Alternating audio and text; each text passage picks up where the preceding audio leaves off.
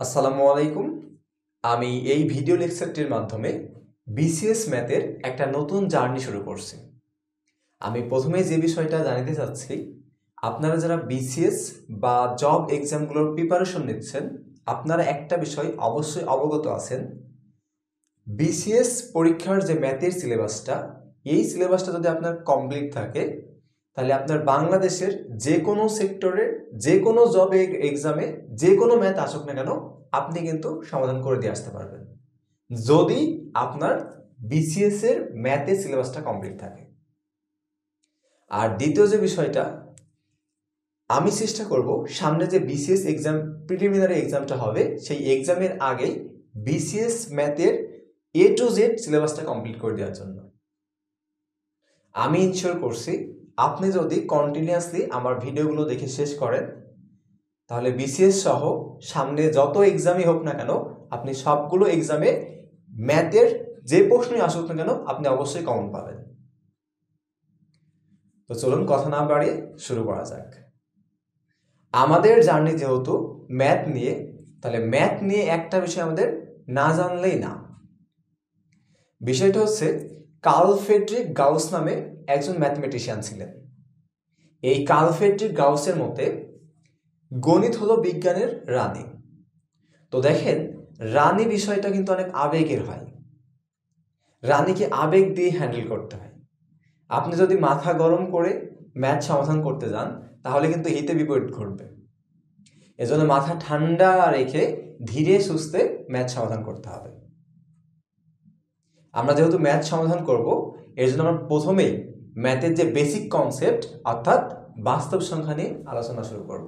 বাস্তব সংখ্যায় আমাদের প্রথমে যে বিষয়টা জানতে হবে, সেটা হচ্ছে ডিজিট বা অঙ্ক কি। তো ডিজিট বা অঙ্ক বলতে হিসাব বা গণনার কাজে যে সকল প্রতীক বা চিহ্ন ব্যবহৃত হয়, ওই সকল প্রতীক বা চিহ্নকেই অঙ্ক বলা হয়। অঙ্ক দুই প্রকার, একটা হচ্ছে সার্থক অঙ্ক আর একটা হচ্ছে সাহায্যকারী অঙ্ক। সার্থক অঙ্ক রয়েছে আমাদের 9টি। 1 থেকে 9 পর্যন্ত আমাদের যে 9টি অঙ্ক রয়েছে, এই অঙ্কগুলোকে বলা হয় সার্থক অঙ্ক। আর শূন্য আমাদের একমাত্র সাহায্যকারী অঙ্ক। এই শূন্যকে অভাব জ্ঞাপক অঙ্ক বলা হয়। তাহলে আমাদের মোট অঙ্কের সংখ্যা হচ্ছে 10টি। এরপর আমাদের আসছে ডিভিজিবল নাম্বার বা বিভাজ্য সংখ্যা কি।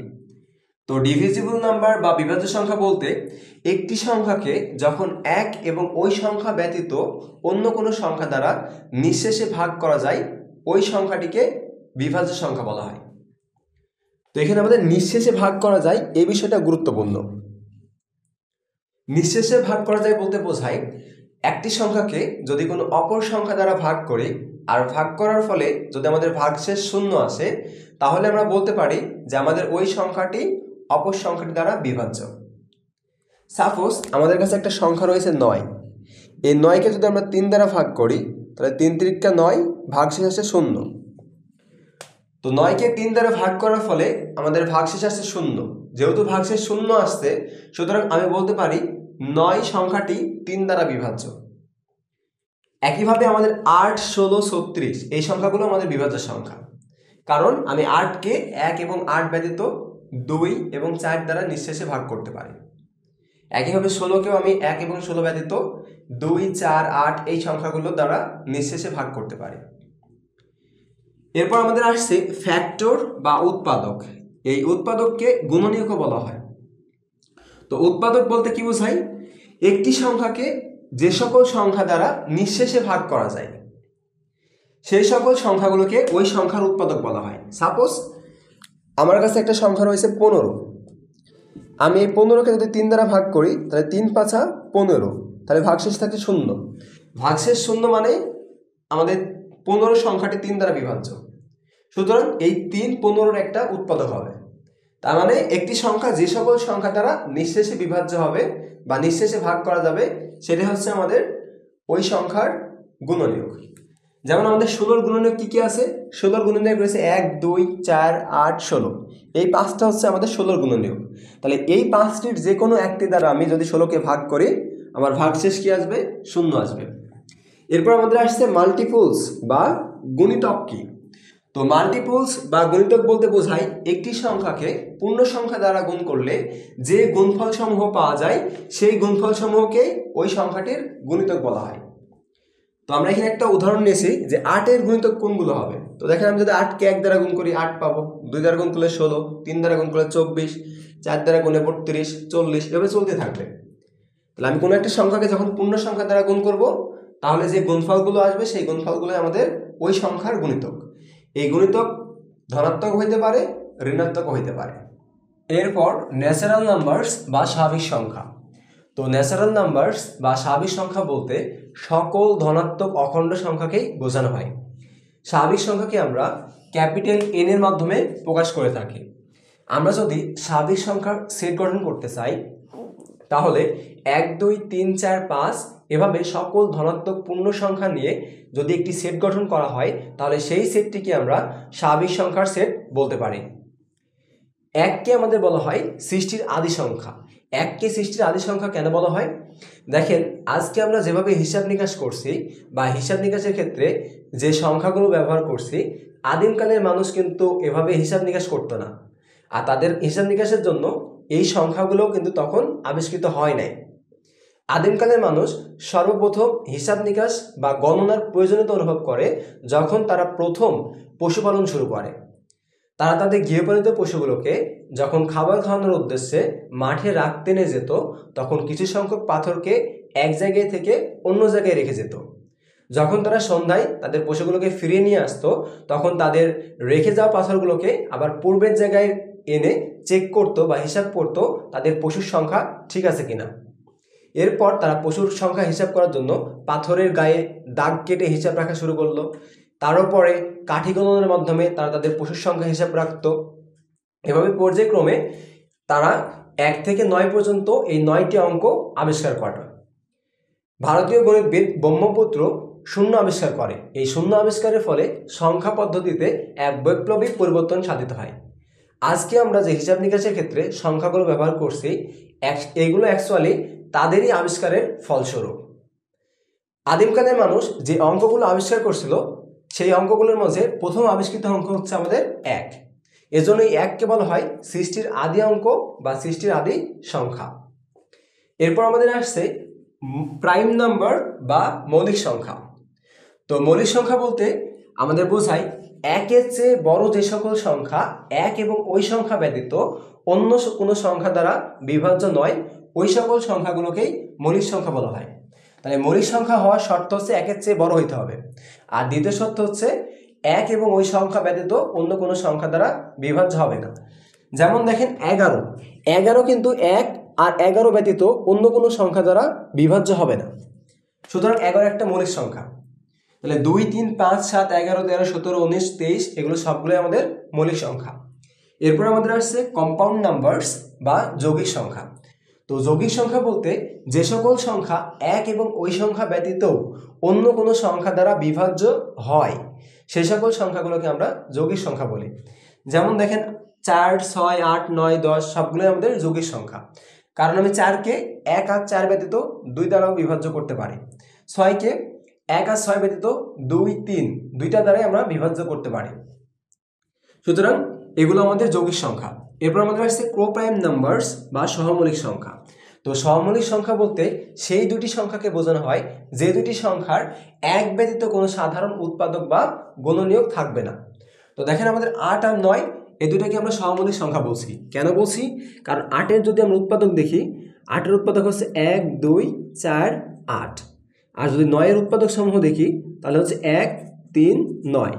দেখেন 8 আর 9-এর মাঝে এক ব্যতীত কোনো সাধারণ উৎপাদক নেই। যেহেতু 8 আর 9-এর মাঝে এক ব্যতীত কোনো সাধারণ উৎপাদক নেই সুতরাং 8 আর 9কে আমরা সহমৌলিক সংখ্যা বলতে পারবো। একইভাবে 13 আর 15-এর মাঝেও এক ব্যতীত কোনো সাধারণ উৎপাদক নেই সুতরাং 13 আর 15 আমাদের সহমৌলিক সংখ্যা। সহমৌলিক সংখ্যা চেনার দুইটা সহজ পদ্ধতি রয়েছে। একটা হচ্ছে দুইটা পাশাপাশি ক্রমিক সংখ্যা সর্বদাই সহমৌলিক সংখ্যা। আর দ্বিতীয়টি হচ্ছে দুইটি সংখ্যার মাঝে যদি একটি সংখ্যা মৌলিক সংখ্যা হয় তবে ওই দুটি সংখ্যা অবশ্যই সহমৌলিক সংখ্যা হবে। এরপর অড নাম্বারস বা বিজোড় সংখ্যা। তো অড নাম্বারস বা বিজোড় সংখ্যা বলতে বোঝায় যে সকল স্বাভাবিক সংখ্যা 2 দ্বারা নিঃশেষে বিভাজ্য নয় সেই সকল স্বাভাবিক সংখ্যাকে বিজোড় সংখ্যা বলা হয়। যেমন 1, 3, 5, 7, 9, 11, 13, 15 এই সবগুলো আমাদের বিজোড় সংখ্যা। বিজোড় সংখ্যাকে 2n-1 দ্বারা প্রকাশ করা যায় যখন n element of natural number, অর্থাৎ n হচ্ছে স্বাভাবিক সংখ্যা। বিজোড় সংখ্যাকে আমরা 2n+1 দ্বারা প্রকাশ করতে পারি, বাট সেই ক্ষেত্রে আমাদের n এর মান অবশ্যই অঋণাত্মক পূর্ণ সংখ্যা হবে। দুইটি বিজোড় সংখ্যা গুণ করলে গুণফল সর্বদাই বিজোড় হয়। দেখেন, আমি যদি 3 এর সাথে 5কে গুণ করি, 3 × 5 = 15, 15 একটা বিজোড় সংখ্যা। আমি যদি 7 এর সাথে 9কে গুণ করি, 7 × 9 = 63, এই 63 একটা বিজোড় সংখ্যা।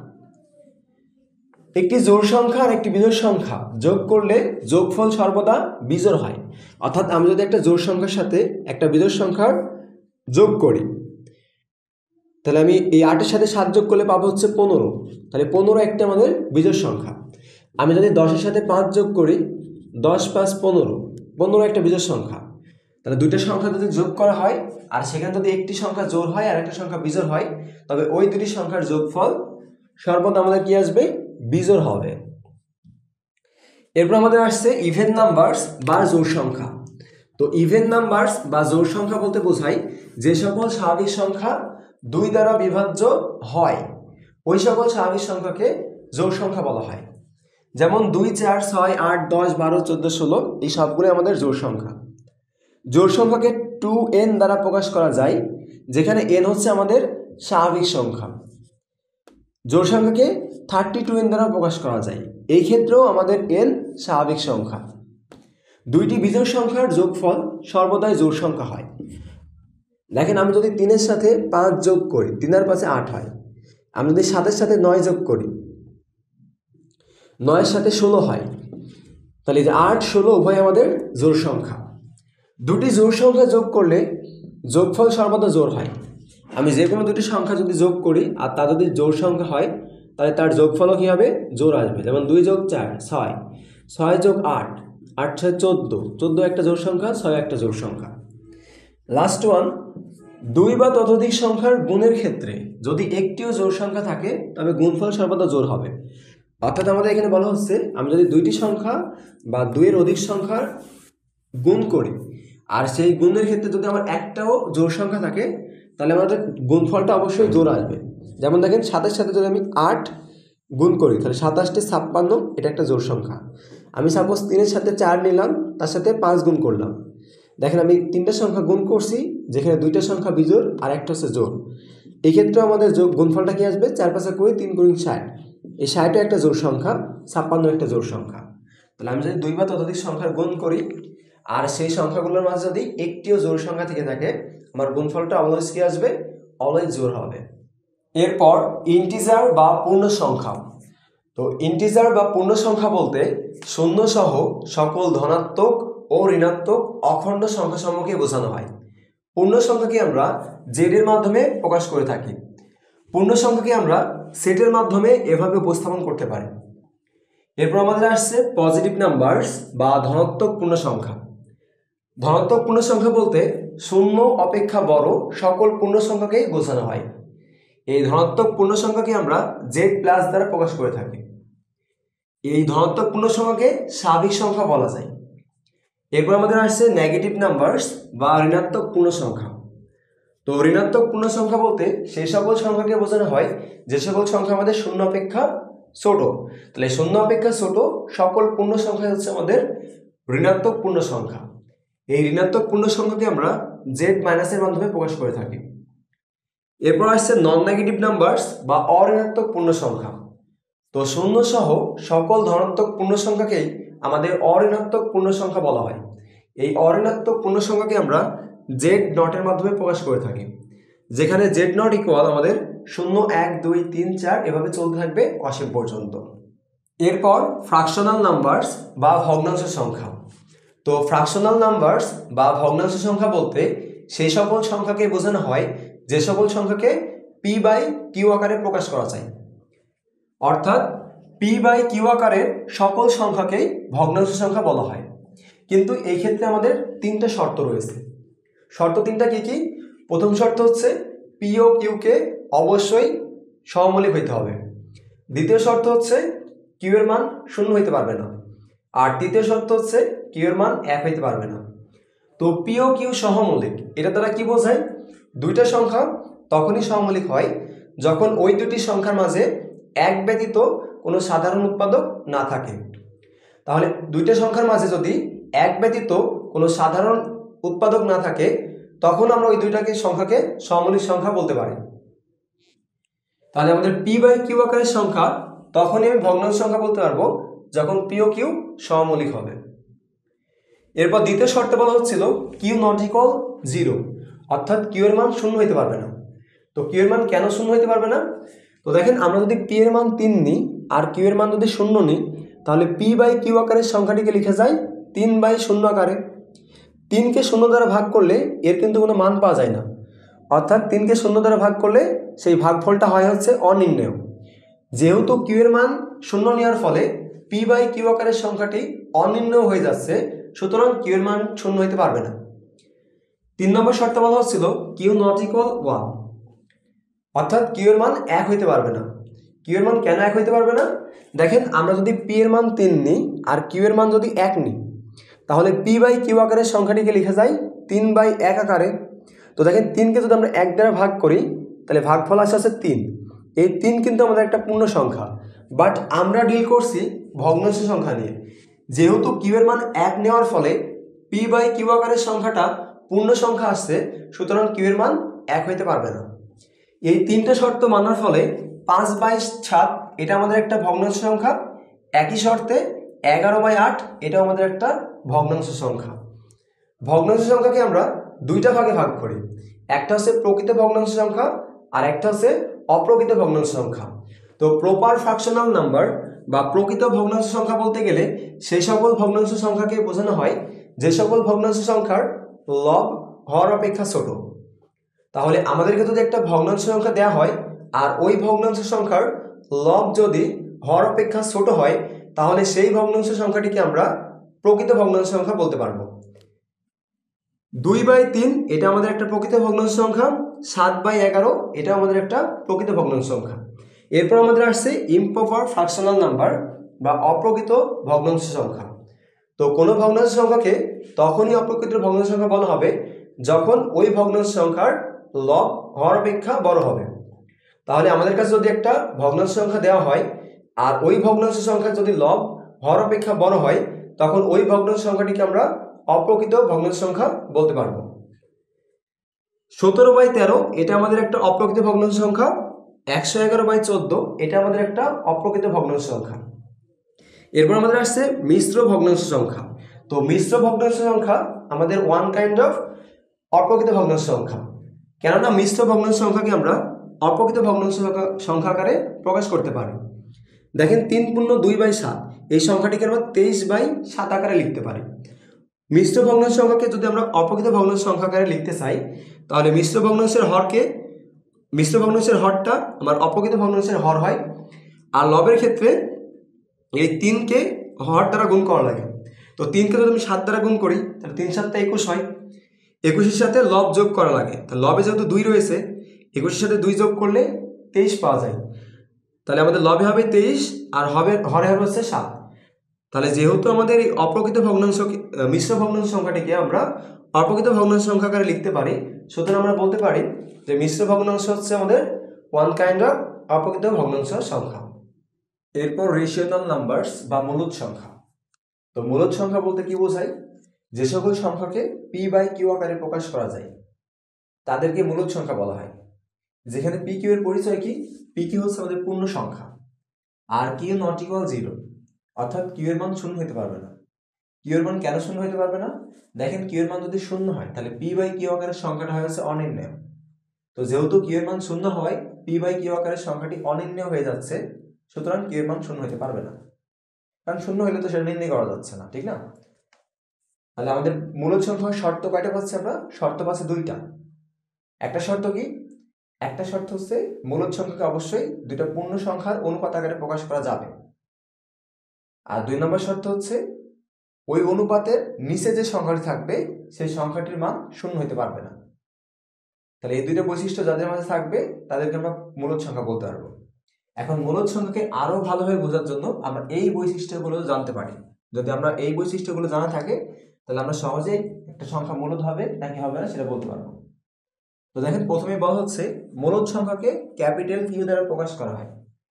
অর্থাৎ কোনো সংখ্যা যদি একটা মূলদ সংখ্যা হয় তাহলে আমি এই সংখ্যাটিকে মূলদ সংখ্যা বোঝানোর জন্য ক্যাপিটাল কিউ ব্যবহার করতে পারবো। তাহলে যদি কোনো সংখ্যাকে ক্যাপিটাল কিউ দ্বারা রিপ্রেজেন্ট করা থাকে তাহলে আমি বুঝবো যে ওই সংখ্যাটা হচ্ছে মূলদ সংখ্যা। এরপর বলছি মূলদ সংখ্যাকে দুটি সংখ্যার অনুপাত আকারে প্রকাশ করা যায়, যেটা আমরা সংজ্ঞায় বলছিলাম যে মূলদ সংখ্যাকে দুইটা পূর্ণ সংখ্যার অনুপাত আকারে প্রকাশ করা যাবে। 3 নম্বর বৈশিষ্ট্য বলছে সকল পূর্ণ সংখ্যা এবং অসীম অনাবৃত দশমিক ভগ্নাংশ সংখ্যা ব্যতীত সকল দশমিক ভগ্নাংশ সংখ্যা মূলদ সংখ্যা। তো সকল পূর্ণ সংখ্যা আমাদের মূলদ সংখ্যা, হোক সেটা নেগেটিভ, হোক সেটা পজিটিভ, বা হোক সেটা শূন্য, পূর্ণ সংখ্যা হইলে সেটা মূলদ সংখ্যা হবে।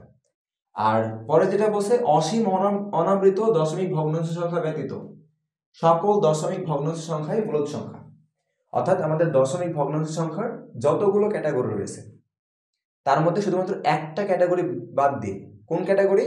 এই অসীম অনাবৃত দশমিক ভগ্নাংশ, শুধুমাত্র এই একটা ক্যাটাগরি বাদ রেখে বাকি সকল দশমিক ভগ্নাংশ হচ্ছে আমাদের মূলদ সংখ্যা। তো দেখেন এই যে 3 নম্বর পয়েন্টটাকে আমরা ভালোভাবে বোঝার জন্য, বা এই যে অসীম অনাবৃত কোনটা এটা ভালোভাবে বোঝার জন্য আমরা এখানে 4টা দশমিক ভগ্নাংশ সংখ্যার উদাহরণ নিয়েছি। প্রথম দশমিক ভগ্নাংশ সংখ্যা দেখা যাচ্ছে 3-এর পরে দশমিক রয়েছে, এরপর 2, তারপরে 7, 7, 7, এরপর আবার ডট ডট চিহ্ন রয়েছে। তো যদি এরকম দশমিক সংখ্যার পর ডট ডট চিহ্ন থাকে, এই ডট ডট চিহ্ন থাকার দ্বারা বোঝাই যে দশমিকের পরে যে অঙ্কগুলো রয়েছে সেই অঙ্কগুলো অসীম পর্যন্ত বিদ্যমান রয়েছে। তার মানে ওই অঙ্কগুলোকে আমরা গণনা করে শেষ করতে পারবো না, এত বেশি পরিমাণ অঙ্ক রয়েছে। তাহলে ডট ডট চিহ্ন থাকা মানে বুঝবো কি আমরা, যে দশমিকের পরে অসীম সংখ্যক অঙ্ক। আর দশমিকের পরে যদি অসীম সংখ্যক অঙ্ক থাকে তাহলে আমরা ওই দশমিক ভগ্নাংশ সংখ্যাটিকে কি বলতে পারবো? অসীম দশমিক ভগ্নাংশ সংখ্যা। তাহলে এটা আমাদের একটা অসীম দশমিক ভগ্নাংশ সংখ্যা। এটাকে যদি আমরা আরো ভালো করে লক্ষ্য করি তা দেখা যাচ্ছে দশমিকের পরে একটা 2 রয়েছে, এরপর 7 অঙ্কগুলোর বারবার পুনরাবৃত্তি ঘটেছে। তাহলে আমি এই সংখ্যাটিকে এভাবে প্রকাশ করতে পারি যে 3.27 আর 7-এর পর আবৃত। এই আবৃত চিহ্ন দ্বারা কি বোঝায়? আমি যে অঙ্কের পর আবৃত চিহ্ন দিব, আবৃত চিহ্ন দেওয়ার ফলে বোঝাবে যে ওই অঙ্কটার বারবার পুনরাবৃত্তি ঘটবে এবং ওই অঙ্কটা অসীম পর্যন্ত বিদ্যমান থাকবে। তাহলে আবৃত দেওয়ার বৈশিষ্ট্য হচ্ছে, আবৃত দেওয়ার কন্ডিশন হচ্ছে 2টা, বা বলতে পারেন যে আবৃত দিলে আমরা 2টা বিষয় বুঝতে পারবো। একটা হচ্ছে আবৃত চিহ্ন দ্বারা বোঝাবে ওই অঙ্কটার বারবার পুনরাবৃত্তি ঘটবে, আর দ্বিতীয় বৈশিষ্ট্য হচ্ছে আবৃত চিহ্ন যদি দেওয়া থাকে তাহলে বোঝাবে যে আমাদের দশমিকের পরে অসীম সংখ্যক অঙ্ক রয়েছে। তাহলে আমরা যেহেতু এই দশমিক ভগ্নাংশ সংখ্যাটিকে আবৃত দশমিক ভগ্নাংশ আকারে প্রকাশ করতে পারছি, সুতরাং এটা আমাদের একটা মূলদ সংখ্যা। কারণ আমরা বলছিলাম যে দশমিক ভগ্নাংশ সংখ্যা শুধুমাত্র একটা ক্যাটাগরি বাদ যাবে, কোনটা? এই অসীম অনাবৃত। শুধুমাত্র এই ক্যাটাগরি বাদ দিয়ে সকল ক্যাটাগরি দশমিক ভগ্নাংশ সংখ্যা হচ্ছে আমাদের মূলদ সংখ্যা। এরপর 2 নম্বর দশমিক ভগ্নাংশ সংখ্যার দিকে যদি আমরা দেখি তাহলে দেওয়া আছে 3.52789। তাহলে দেখেন আমাদের দশমিকের পরে সসীম সংখ্যক অঙ্ক বিদ্যমান, মানে আমি অঙ্কগুলোকে গণনা করে শেষ করতে পারছি। তাহলে যেহেতু দশমিকের পরে সসীম সংখ্যক অঙ্ক বিদ্যমান, সুতরাং এটা আমাদের একটা সসীম দশমিক ভগ্নাংশ সংখ্যা। আর সসীম দশমিক ভগ্নাংশ সংখ্যা আমাদের একটা মূলদ সংখ্যা। 3 নম্বর দশমিক ভগ্নাংশ সংখ্যার দিকে যদি আমরা দেখি তাহলে 5.275864, এরপর ডট ডট চিহ্ন রয়েছে। আমরা কি বলছিলাম? ডট ডট চিহ্ন থাকার দ্বারা বোঝাবে যে দশমিকের পরে অসীম সংখ্যক অঙ্ক বিদ্যমান। আর দশমিকের পরে অসীম সংখ্যক অঙ্ক থাকলে সেটা কি হবে? অসীম দশমিক ভগ্নাংশ সংখ্যা হবে। আর এই সংখ্যাটিতে যেহেতু দশমিকের পরের অঙ্কগুলোর কোনো পুনরাবৃত্তি ঘটে না, তাহলে আমরা এটাকে কি বলতে পারি? এটা একটা অনাবৃত। যেহেতু পুনরাবৃত্তি ঘটে নাই তাহলে অবশ্যই বলতে হবে এটা অনাবৃত, কারণ পুনরাবৃত্তি ঘটলে আমরা বলতে পারতাম আবৃত। যেহেতু পুনরাবৃত্তি ঘটে নাই তাহলে এটা একটা অনাবৃত। তাহলে এটা হচ্ছে আমাদের একটা অনাবৃত অসীম দশমিক ভগ্নাংশ সংখ্যা। আর আমরা এখানে বলছিলাম যে এই অনাবৃত অসীম দশমিক ভগ্নাংশ সংখ্যাটা মূলদ সংখ্যা হয় না। তাহলে যেহেতু অনাবৃত দশমিক ভগ্নাংশ সংখ্যা মূলদ সংখ্যা হয় না, আর এটা আমাদের একটা অনাবৃত দশমিক ভগ্নাংশ সংখ্যা, সুতরাং এটা মূলদ সংখ্যা হবে না। আমরা যদি লাস্ট ওয়ান দেখি 4.373737, এরপর ডট ডট রয়েছে। তাহলে এই যে ডট ডট চিহ্ন থাকার দ্বারা বোঝায় কি? এটা একটা অসীম দশমিক ভগ্নাংশ সংখ্যা। আর দশমিকের পরে দেখা যাচ্ছে 3 আর 7, এই দুইটা অঙ্কের বারবার বারবার পুনরাবৃত্তি ঘটছে। তাহলে আমি এই সংখ্যাটিকে 4.37 লিখে 3 আর 7-এর পর আবৃত চিহ্ন দিতে পারি।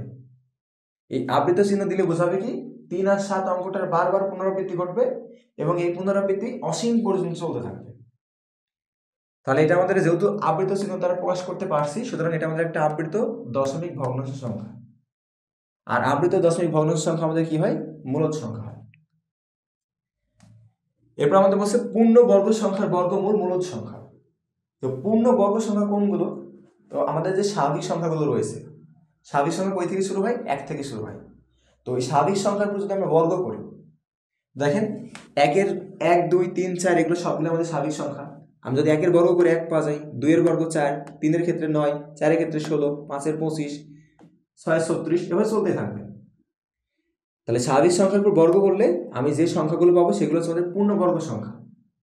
এখন এই পূর্ণবর্গ সংখ্যা যদি আমি বর্গমূল নির্ণয় করি, সাপোজ মনে করেন 4 বর্গমূল নির্ণয় করলাম, তো 4 বর্গমূল নির্ণয় করলে যে মানটা পাওয়া যাবে সেটা কিন্তু 2।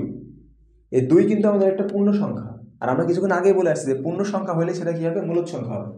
তাহলে যেহেতু পূর্ণ বর্গ সংখ্যার বর্গমূল আমাদের একটা পূর্ণ সংখ্যা পাওয়া যাচ্ছে, আর পূর্ণ সংখ্যা যেহেতু আমাদের মূলদ সংখ্যা, সুতরাং আমরা বলতে পারি যে পূর্ণ বর্গ সংখ্যার বর্গমূল মূলদ সংখ্যা হবে।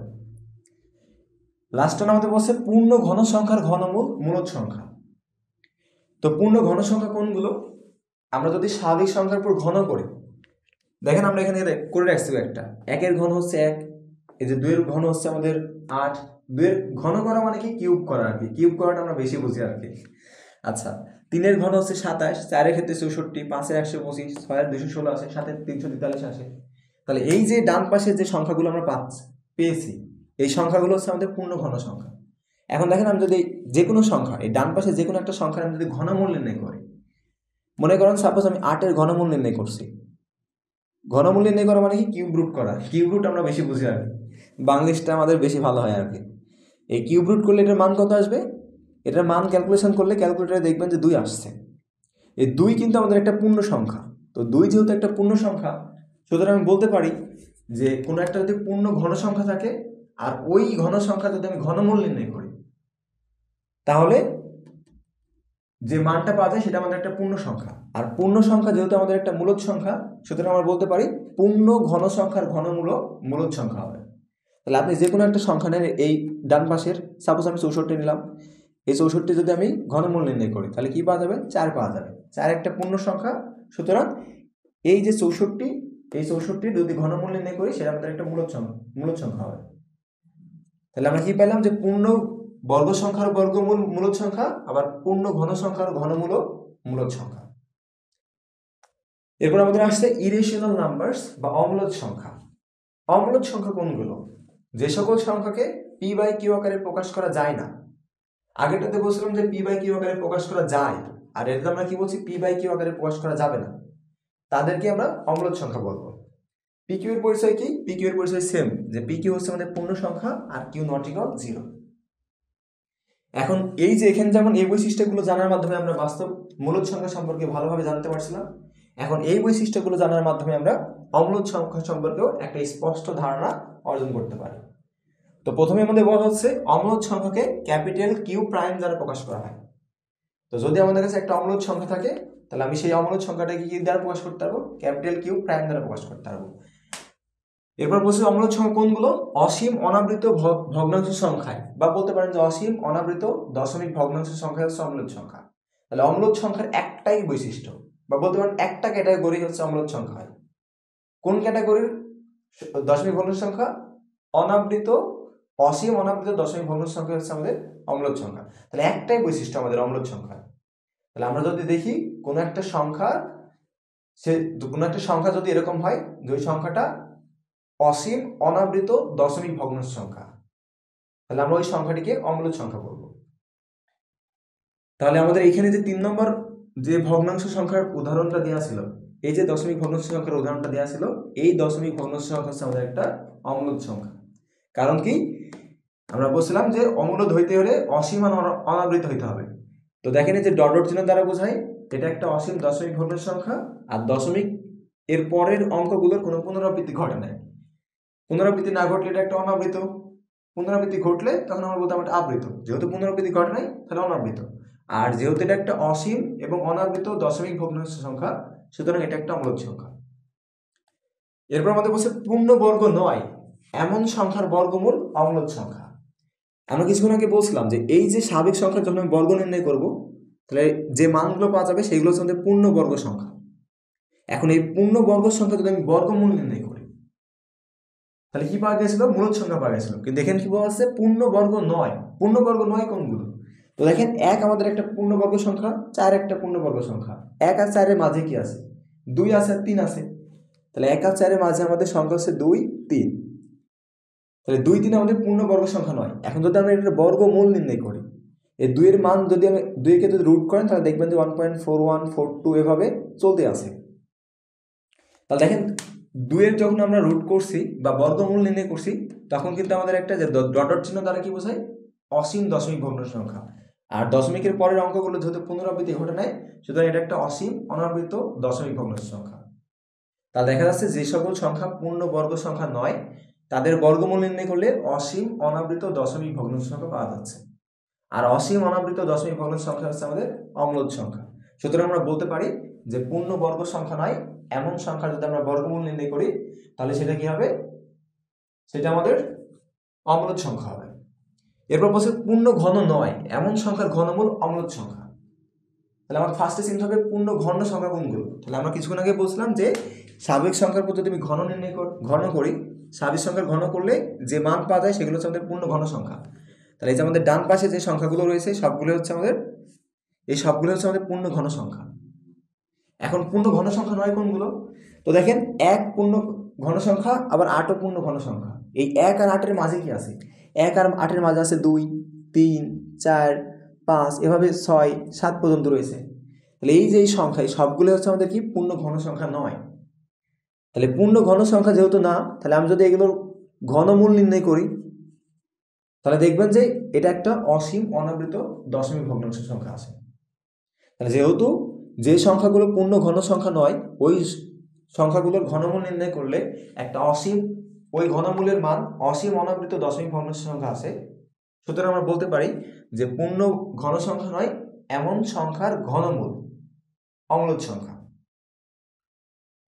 5 নম্বর বৈশিষ্ট্য আমাদের বলছে পাই, ফাই, ই ইত্যাদি হচ্ছে আমাদের অম্লজ সংখ্যা। তো দেখেন পাইকে কি বলা হয়? পাই হচ্ছে রেশিও। কিসের রেশিও? বৃত্তের পরিধি আর হচ্ছে আমাদের ব্যাসের রেশিও।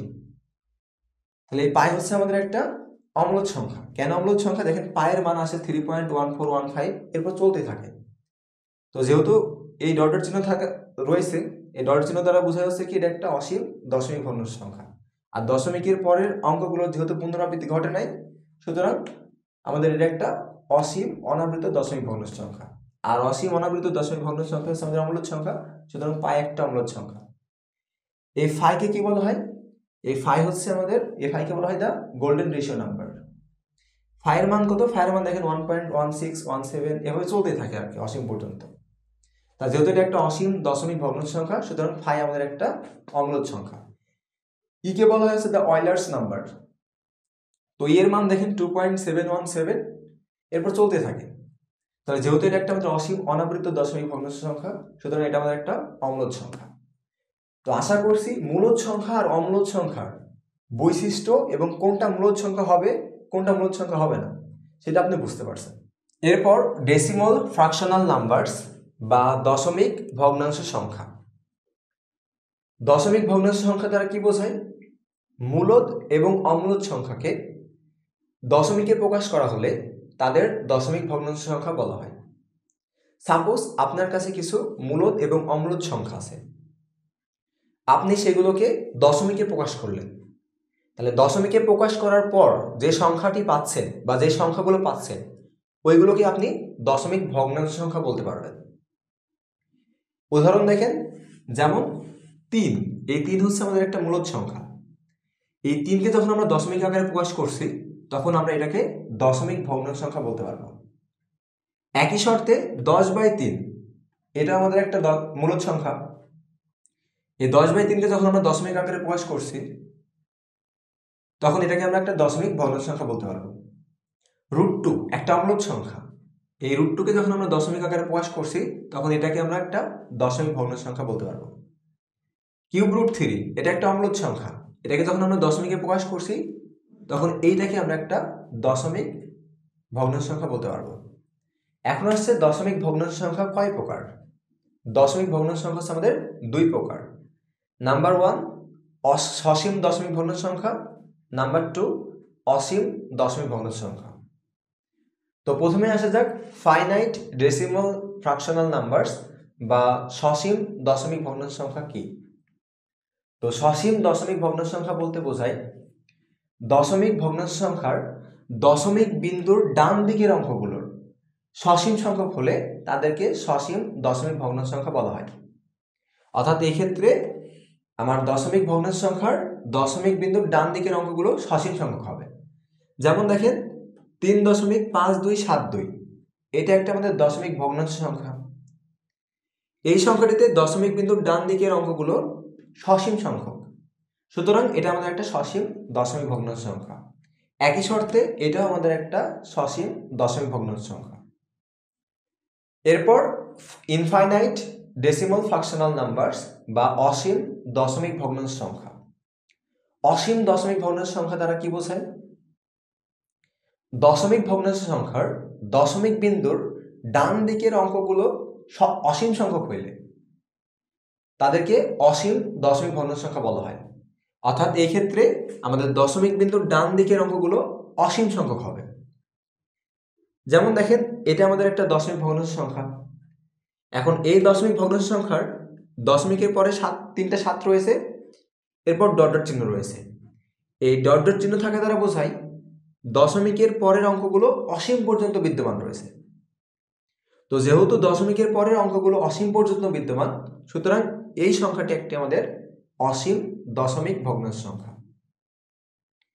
ঠিক একই শর্তে এটা আমাদের একটা অসীম দশমিক ভগ্নাংশ সংখ্যা, কেননা দশমিকের পরে এই ডট ডট চিহ্ন রয়েছে, আর এই ডট ডট চিহ্ন থাকা দ্বারা বোঝায় দশমিকের পরে অঙ্কগুলো অসীম পর্যন্ত বিদ্যমান।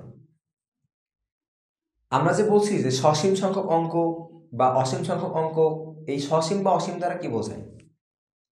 অসীম বলতে কি এমন কিছু বোঝায় যে ইয়া বড় কিছু একটা বা সেই বড় কিছু একটা, বা ছোটকালে আমরা কি বলতাম যে তুই যেটা জানিস তার চাইতে বড় কিছু একটা। অনেকে তো বলতো যে পৃথিবীর চাইতে বড় একটা কিছু। অ্যাকচুয়ালি সসীম সংখ্যক বা অসীম সংখ্যক আমরা বলতে কি বোঝাচ্ছে? তো আমাদের কাছে যদি একটা সংখ্যা থাকে, ওই সংখ্যার অঙ্কগুলোকে যদি আমরা গণনা করে শেষ করতে পারি তাহলে বলা হয় যে ওই সংখ্যাটিতে সসীম সংখ্যক অঙ্ক বিদ্যমান রয়েছে। আর যদি আমাদের কাছে এমন কোনো সংখ্যা থাকে যে ওই সংখ্যার অঙ্কগুলোকে গণনা করে শেষ করা যাচ্ছে না, তাহলে বলা হয় যে ওই সংখ্যাটিতে অসীম সংখ্যক অঙ্ক বিদ্যমান রয়েছে। তাহলে আশা করছি সসীম আর অসীমের বিষয়টা বুঝতে পারছেন। যদি গণনা করে শেষ করা যায় তাহলে সসীম, আর যদি গণনা করে শেষ না করা যায় তাহলে অসীম। এখন এই অসীম দশমিক ভগ্নাংশ সংখ্যাকে আবার 2 ভাগে ভাগ করা হয়। একটা হচ্ছে অসীম আবৃত আর একটা হচ্ছে অসীম অনাবৃত। অসীম আবৃত দশমিক ভগ্নাংশ সংখ্যা কি? আমাদের কাছে যদি একটা অসীম দশমিক ভগ্নাংশ সংখ্যা থাকে আর ওই দশমিক ভগ্নাংশ সংখ্যার দশমিকের ডান দিকের অঙ্কগুলো যদি পুনরাবৃত্তি ঘটে তাহলে তাদের অসীম আবৃত দশমিক ভগ্নাংশ সংখ্যা বলা হয়।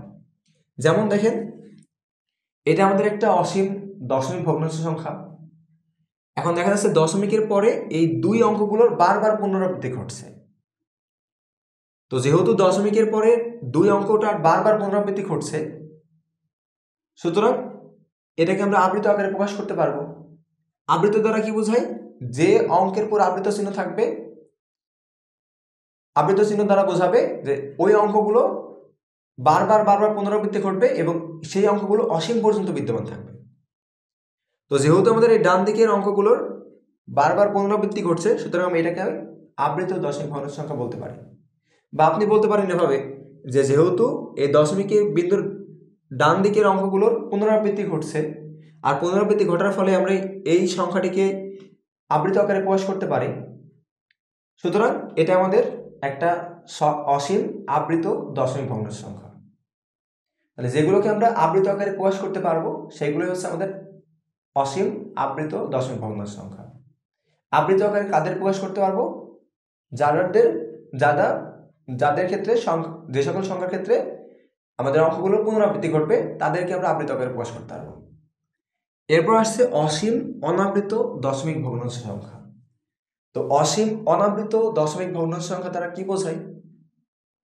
আপনার কাছে সাপোজ একটা অসীম দশমিক ভগ্নাংশ সংখ্যা আছে, ওই দশমিক ভগ্নাংশ সংখ্যার দশমিক বিন্দুর ডান দিকের অঙ্কগুলো যদি পুনরাবৃত্তি না ঘটে, আগেরটাতে ঘটছিল পুনরাবৃত্তি আর এবার কি বলছে যদি পুনরাবৃত্তি না ঘটে তাহলে তাদের অসীম অনাবৃত দশমিক ভগ্নাংশ সংখ্যা বলা হয়। যেমন দেখেন এটা আমাদের একটা অসীম দশমিক ভগ্নাংশ সংখ্যা, এই দশমিক বিন্দুর ডান দিকের অঙ্কগুলোর কিন্তু কোনো পুনরাবৃত্তি ঘটে নাই। তো যেহেতু ডান দিকের অঙ্কগুলোর পুনরাবৃত্তি ঘটে নাই, সুতরাং এটা আমাদের একটা অসীম অনাবৃত দশমিক ভগ্নাংশ সংখ্যা। একই শর্তে এটা আমাদের একটা অসীম অনাবৃত দশমিক ভগ্নাংশ সংখ্যা। তো আশা করছি সসীম দশমিক ভগ্নাংশ সংখ্যা আর অসীম দশমিক ভগ্নাংশ সংখ্যা কোনগুলো এখন আপনারা সহজে বুঝতে পারবেন। আমরা যদি সংখ্যার ক্লাসিফিকেশন করি তো সংখ্যাকে তিনটা ক্যাটাগরিতে ভাগ করা যায়। একটা হচ্ছে বাস্তব, একটা কাল্পনিক,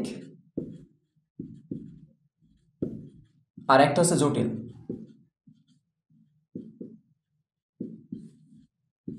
তো আমরা প্রথমে কাল্পনিক অংশ নিয়ে আলোচনা করব, এরপরে জটিল এবং সবশেষে বাস্তব। তো এই কাল্পনিক সংখ্যা আমাদের মাঝে কিভাবে আসলো? তো ম্যাথমেটিশিয়ানরা একটা সমস্যার সম্মুখীন হন। সমস্যাটা কি ছিল? সমস্যাটা ছিল হচ্ছে আমাদের x² + 1 = 0। তো দেখেন এটাকে যদি আমি 2 লাইন ক্যালকুলেশন করে লিখতে পারি x² = -1 এবং লেখা যায় x √-1। আমরা জানি রুটের ভেতরে যদি কোনো সংখ্যা থাকে সেই সংখ্যাটাকে অবশ্যই 0 এর সমান অথবা 0 চেয়ে বড় হইতে হয়। যদি 0 চেয়ে ছোট বা কোনো নেগেটিভ সংখ্যা হয় তাহলে সেটার কোনো বাস্তব সমাধান নেই। তাহলে এই যে রুটের ভেতরে -1 আসলো, এটার কোনো বাস্তব সমাধান নেই। তো 1700 সালের দিকে ইতালিয়ান একজন বিজ্ঞানী, তার নাম ছিল হচ্ছে কার্দানো। তো এই কার্দানো নামক বিজ্ঞানী তিনি বলল এটা যেহেতু আমাদের একটা কাল্পনিক সমস্যা, এটা যেহেতু কোনো বাস্তব সমাধান নেই, সুতরাং এটার সমাধানও আসবে কাল্পনিকভাবে। এবং কাল্পনিকভাবে কী হবে? তিনি বলল কাল্পনিকের ইংরেজি হচ্ছে ইমাজিনারি, এবং ইমাজিনারির প্রথম লেটার হচ্ছে আই। তো তিনি বলল আমরা যদি 2টা আই গুণ করি তাহলে তার মান আসবে হচ্ছে -1, অর্থাৎ তার মতে i² = -1। তাহলে এখান থেকে আমরা কি লিখতে পারি? i = √-1। তাহলে এখানে আমাদের দেখা গেল যে x = √-1 এটার কোনো বাস্তব কোনো সমাধান ম্যাথমেটিশিয়ানদের কাছে ছিল না। এই কার্দানো কি বলল? এটা যেহেতু কোনো বাস্তব সমাধান নাই, এটা যেহেতু একটা কাল্পনিক সমস্যা, তাহলে এর সমাধানও কীভাবে আসবে? কাল্পনিকভাবে আসবে। এবং কীভাবে আসবে? তিনি বলল i এর সাথে যদি i গুণ করি তাহলে পাওয়া যাবে -1। এবং এখান থেকে আমরা কী বলতে পারি? i = √-1, অর্থাৎ রুটের ভেতরে কোনো মাইনাসযুক্ত বা নেগেটিভ যদি কোনো সংখ্যা থাকে সেটা একটা কাল্পনিক সংখ্যা হবে এবং সেই কাল্পনিক সংখ্যার সমাধান কাল্পনিকভাবে আসবে। তাহলে তিনি এই যে √-1 এর সমাধান কত দিয়েছিল? i দিয়েছিল। তিনি আরও বলেছিলেন i এর সাথে যদি আমরা নেগেটিভ i গুণ করি তাহলে এটার মান হবে 1।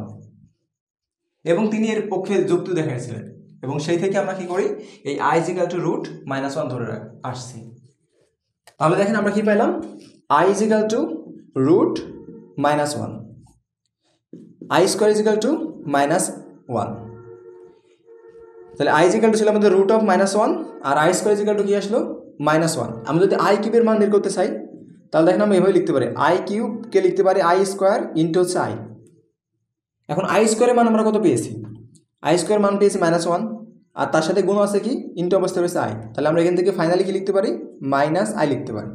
তাহলে i³ এর মান আমরা কত পাচ্ছি? i³ এর মান পাচ্ছি -i। আমি যদি i⁴ এর মান বের করতে চাই এটাকে আমরা লিখতে পারি i² * হচ্ছে i²।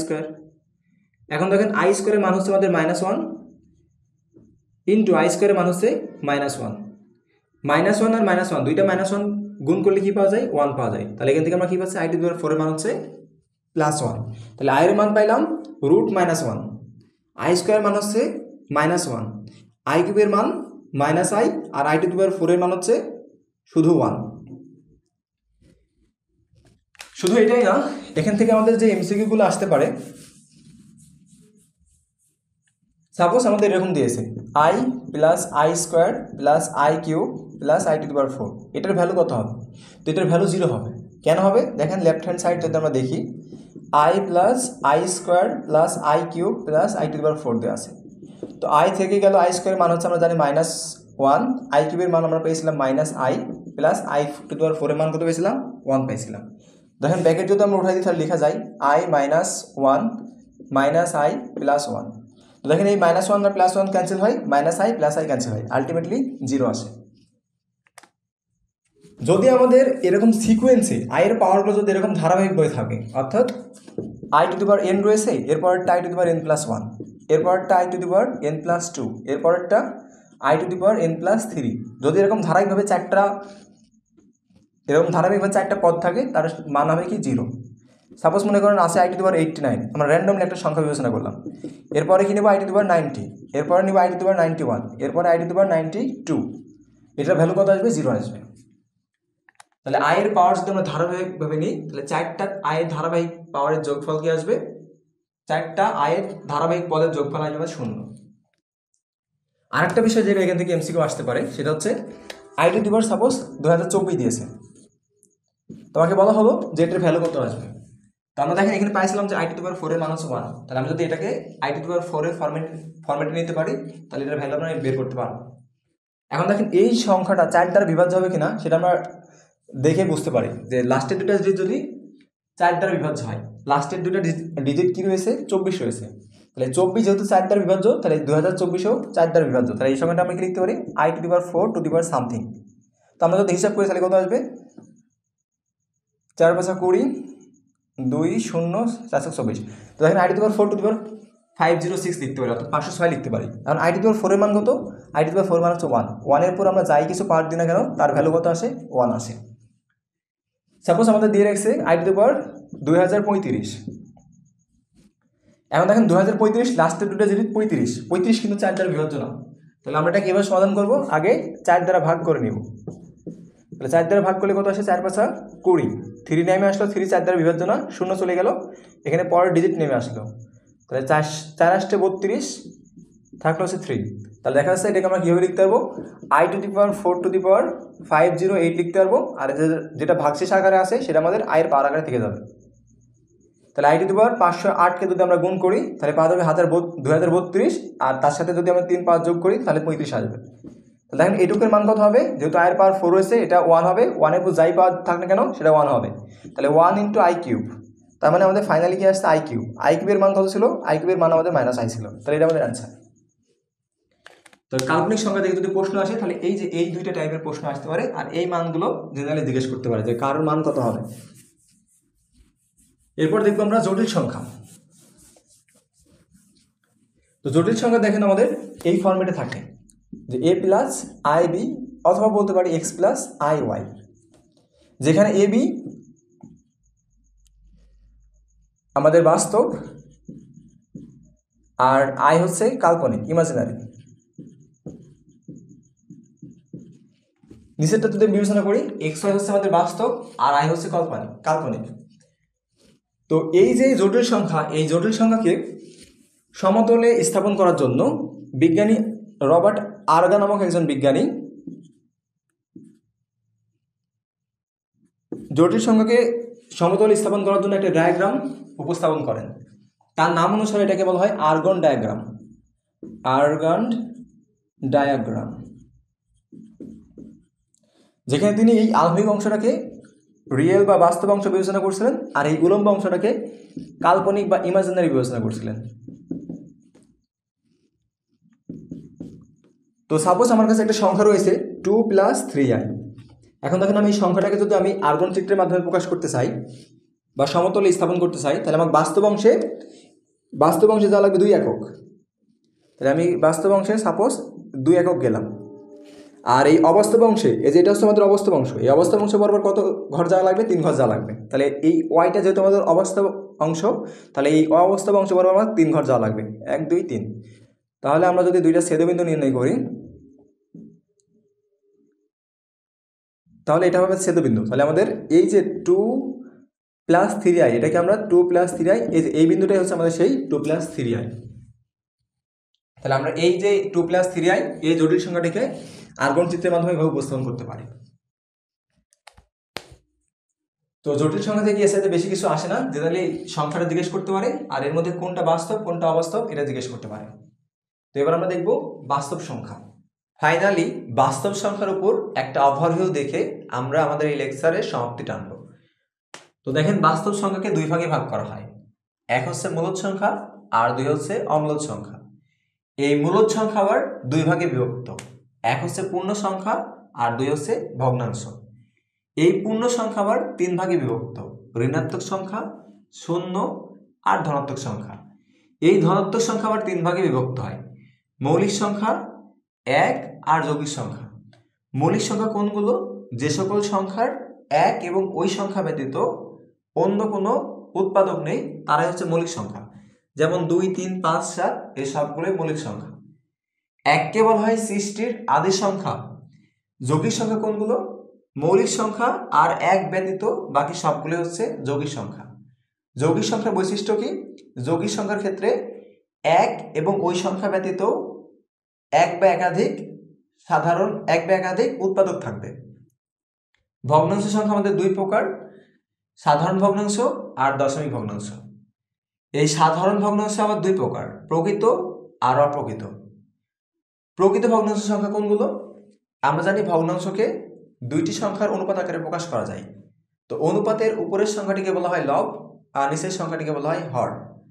লব যখন হর থেকে ছোট হবে তখন সেটা হবে আমাদের প্রকৃত ভগ্নাংশ সংখ্যা, আর লব যদি হরের থেকে বড় হয় তাহলে সেটা হবে অপ্রকৃত ভগ্নাংশ সংখ্যা। মিশ্র ভগ্নাংশ সংখ্যা আমাদের ওয়ান কাইন্ড অফ অপ্রকৃত ভগ্নাংশ সংখ্যা। এরপর দশমিক ভগ্নাংশ সংখ্যা। এই দশমিক ভগ্নাংশ সংখ্যা দুই প্রকার, একটা হচ্ছে সসীম দশমিক ভগ্নাংশ সংখ্যা আর একটা হচ্ছে অসীম দশমিক ভগ্নাংশ সংখ্যা। সসীম দশমিক ভগ্নাংশ সংখ্যা কোনগুলো? আমাদের যদি একটা দশমিক ভগ্নাংশ সংখ্যা দেওয়া থাকে আর ওই দশমিক সংখ্যার দশমিকের পরে ডান দিকের অঙ্কগুলো যদি সসীম সংখ্যক হয় তাহলে সেই দশমিক সংখ্যাটিকে বলা হয় সসীম দশমিক ভগ্নাংশ সংখ্যা। আর যদি এরকম হয় যে আমাদের কাছে একটা দশমিক ভগ্নাংশ সংখ্যা দেওয়া আছে, যেই দশমিক ভগ্নাংশ সংখ্যার দশমিক বিন্দুর ডান দিকের অঙ্কগুলো অসীম পর্যন্ত বিদ্যমান বা অসীম সংখ্যক, তাহলে সেই ভগ্নাংশ সংখ্যাটিকে আমাদের অসীম দশমিক ভগ্নাংশ সংখ্যা বলা হয়। এই অসীম দশমিক ভগ্নাংশ সংখ্যা আবার দুই প্রকার, একটা হচ্ছে অসীম আবৃত আর একটা হচ্ছে অসীম অনাবৃত। অসীম আবৃত হচ্ছে মূলদের অংশ আর অসীম অনাবৃত অম্লদের অংশ। আমাদের অম্লদের একটা মাত্রই কন্ডিশন রয়েছে বা আমরা বলতে পারি একটা মাত্রই ক্যাটাগরি রয়েছে, সেটা কি? সেটা হচ্ছে অসীম অনাবৃত। অসীম অনাবৃত ব্যতীত সকল সংখ্যাই আমাদের মূলদ সংখ্যা। সর্বশেষে আমাদের শূন্য। এই শূন্যের এই পাঁচটা বৈশিষ্ট্য আমাদের বিভিন্ন জব এক্সামগুলোতে এসে থাকে। তো প্রথম বৈশিষ্ট্য আমাদের কি বলছে? শূন্য একটা পূর্ণ সংখ্যা। দ্বিতীয় বৈশিষ্ট্য বলা হচ্ছে শূন্য একটা নিরপেক্ষ সংখ্যা। শূন্য না পজিটিভ সংখ্যা না নেগেটিভ সংখ্যা, এটা একটা নিউট্রাল সংখ্যা বা নিরপেক্ষ সংখ্যা। এই শূন্য সম্পর্কে প্রথম ধারণা দেন কে? শূন্য সম্পর্কে প্রথম ধারণা দেন আর্যভট্ট। শূন্য আবিষ্কার করেন কে? শূন্য আবিষ্কার করেন হচ্ছে ব্রহ্মপুত্র। আর লাস্ট ওয়ান হচ্ছে কি? শূন্য একটি জোড় সংখ্যা। যদিও ভিডিওর লেন্থ অনেক বেশি হয়েছে, কিন্তু আমি চেষ্টা করছি এই একটা ভিডিওর মাধ্যমে বাস্তব সংখ্যার সবগুলো টপিকস নিয়ে আলোচনা করার জন্য। তো আমি আশা করছি এই ভিডিওটা আপনাদের কাছে ভালো লাগবে এবং এই ভিডিওর মাধ্যমে আপনারা উপকৃত হবেন। তো আজকে এই পর্যন্তই। আল্লাহ হাফেজ।